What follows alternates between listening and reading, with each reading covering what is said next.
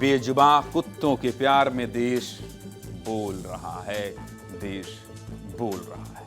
इस खबर को दिखाने के पहले आपको मैं इस खबर को फील कराना चाहता हूं, इसलिए छत्तीसगढ़ के सबसे बड़े चिकित्सक डॉक्टर पदम जैन को स्टूडियो में बुलाया हूं। सर आइए प्लीज, वेलकम। डॉक्टर पदम जैन साहब को मैंने कहा कि आइए, और जब आप आएंगे और देखिए इनके हाथ में एक छोटा सा पग है। छोटा सा पग क्यों है? क्योंकि इसको लेकर बवाल छिड़ा हुआ है इन दिनों। इसलिए डॉक्टर साहब को मैंने कहा कि डॉक्टर साहब आज आपको आना है, तो डॉक्टर साहब पग लेकर आ गए। डॉक्टर साहब पग लेकर क्यों आए? मैं ये पग नहीं लेकर आया हूँ आज ज्ञानेंद्र जी, मैं आपके पास सिर्फ इसलिए आया हूँ कि मैं इनकी बात कह सकूँ। आज मैं सुप्रीम कोर्ट की पूरी इज्जत करता हूँ, उनके फैसलों को पूरी इज्जत देता हूँ, पर ये जो फैसला अभी आया है वो उन लोगों के लिए जो अपनी बात नहीं कह सकते, तो आज मैं उनकी बात कहने आया हूँ। सवाल इस क्यूट पग का नहीं है, सवाल ऐसे कुत्ते जो खतरनाक हैं उसका है। इसलिए आज दोनों ही पहलू पर डॉक्टर साहब से बात करेंगे, लेकिन खबर क्या है पहले इसकी बात कर लेते हैं। देश कुत्तों को लेकर दो धड़ों में बंट गया है। एक तरफ वो लोग हैं जो कुत्तों से बहुत ज्यादा प्यार करते हैं, और दूसरी तरफ वो लोग हैं जो कुत्तों के आतंक से डरे हुए हैं, आम नागरिक हैं। मामला इतना बढ़ गया है कि देश की सर्वोच्च अदालत में कुत्तों पर सुनवाई करनी पड़ी, और सुप्रीम फैसले के बाद देश में कैसे आवारा कुत्तों का मुद्दा गूंजने लगा है, आज इसी पर विस्तार से बात करेंगे।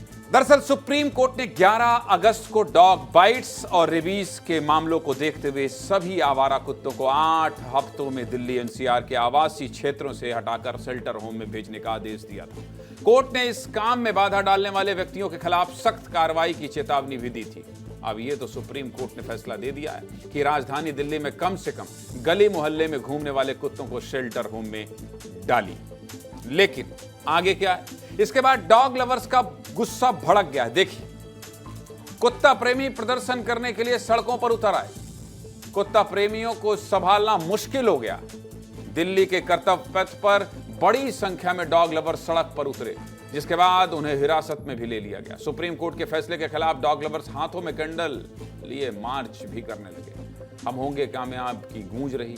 इतना ही नहीं, डॉग लवर्स जब दिल्ली की सड़कों पर उतरे तो पुलिस के साथ खींचतान भी देखने को मिले। सुप्रीम कोर्ट के बाहर भी लगातार डॉग लवर्स का प्रदर्शन देखने को मिल रहा है। इसी बीच डॉग लवर्स और सुप्रीम कोर्ट के वकील के बीच हाथापाई का एक वीडियो भी तेजी से वायरल हो रहा है। सुप्रीम कोर्ट के बाहर वकील और डॉग लवर्स की मारपीट की तस्वीर खूब चर्चा में। वीडियो में एक वकील डॉग लवर को 2 बार थप्पड़ मारता दिख रहा है। आसपास मौजूद लोग बीच बचाव करते नजर आ रहे हैं। घटना का वीडियो 11 अगस्त को जब फैसला आया तभी का बताया जा रहा है, लेकिन ये वीडियो बुधवार को खूब वायरल हो रहा है।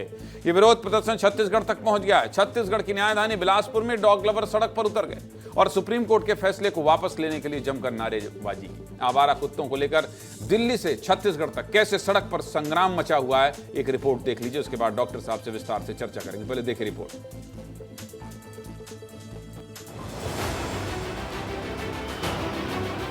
शेल्टर होम है ही नहीं, इनके पास कोई कन्वीनियंट है ही नहीं इतने सारे डॉग को। आखिर में ये दिल्ली से बाहर फेंक देंगे जहाँ पे कुत्ते आपस में लड़ के मर जाएंगे। We are in Taliban now।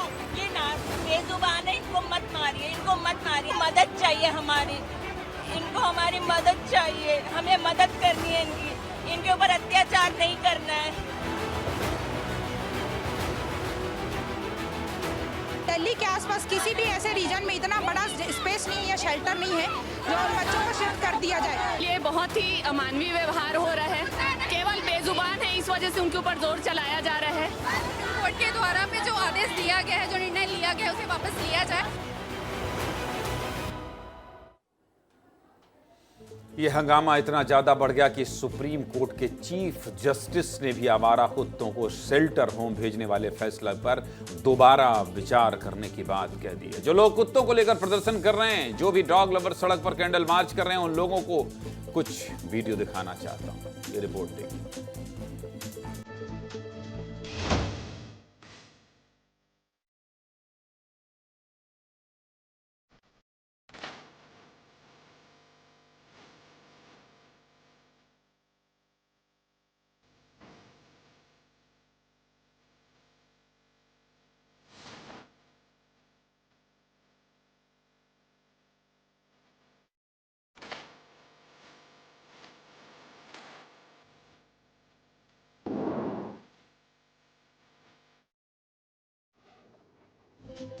इन तस्वीरों को देखने के बाद आखिर कौन कहेगा कि सुप्रीम कोर्ट का ये फैसला ठीक नहीं है। दो धड़ा है, दो तरह के लोग हैं देश में।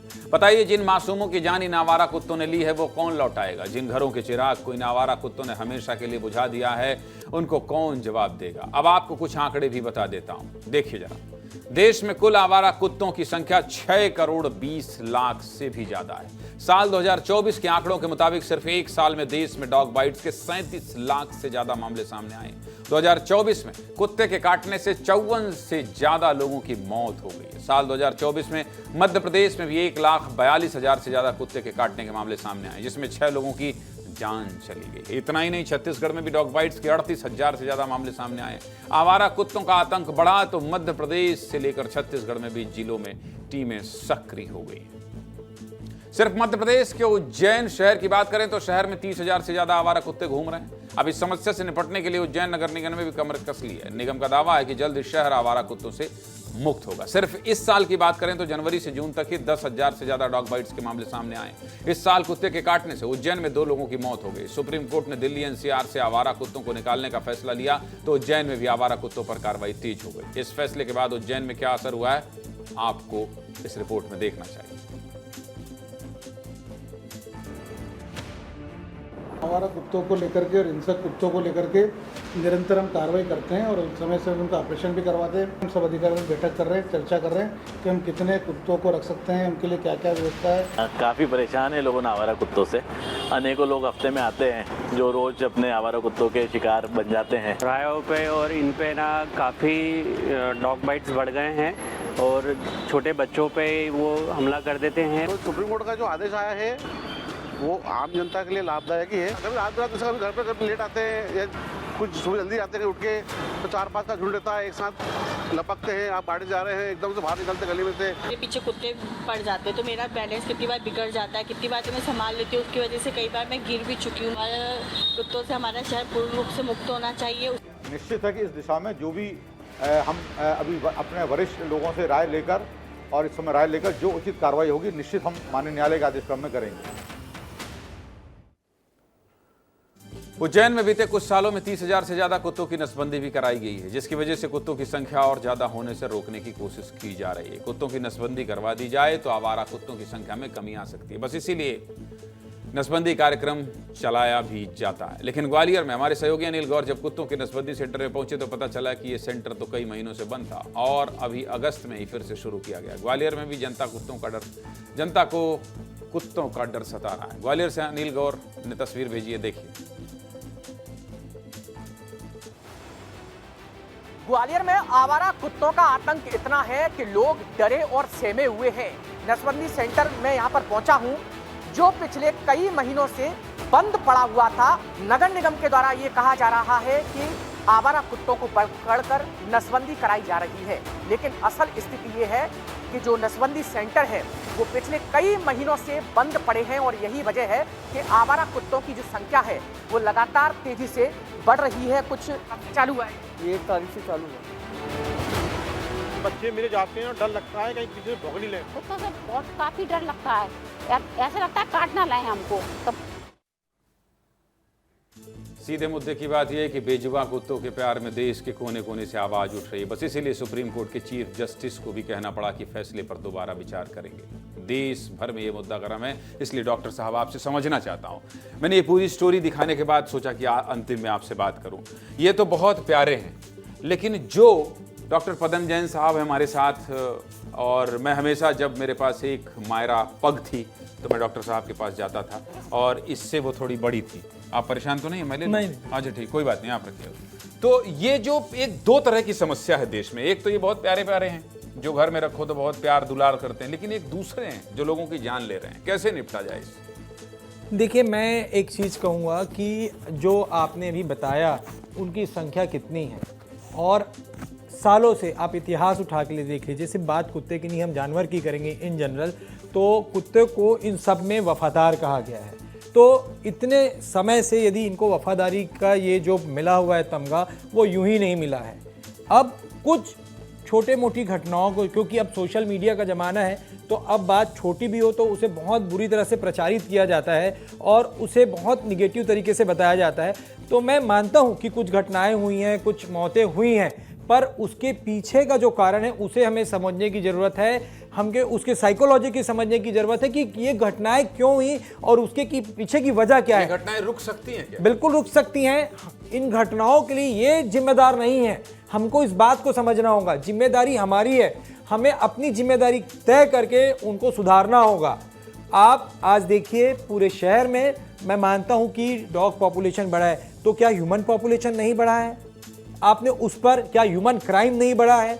आप यदि तुलनात्मक अध्ययन करेंगे तो आप पिछले 10 साल और 20 साल का इतिहास देखिए कि क्राइम किस दर से बढ़ा है। कैसे रोका जाए डॉक्टर साहब? बिल्कुल कि ये प्यारे प्यारे कुत्ते जो हैं वो घर में इस तरह से प्यार करें, लेकिन बाहर के जो आवारा कुत्ते हैं वो भी जो है उनको भी रोका जा सके, कैसे रुके? बिल्कुल, आप जो एनिमल बर्थ कंट्रोल की बात कर रहे थे तो मैं उसका समर्थक हूं और वो होना चाहिए, और उसमें हमें ईमानदारी से काम करने की ज़रूरत है।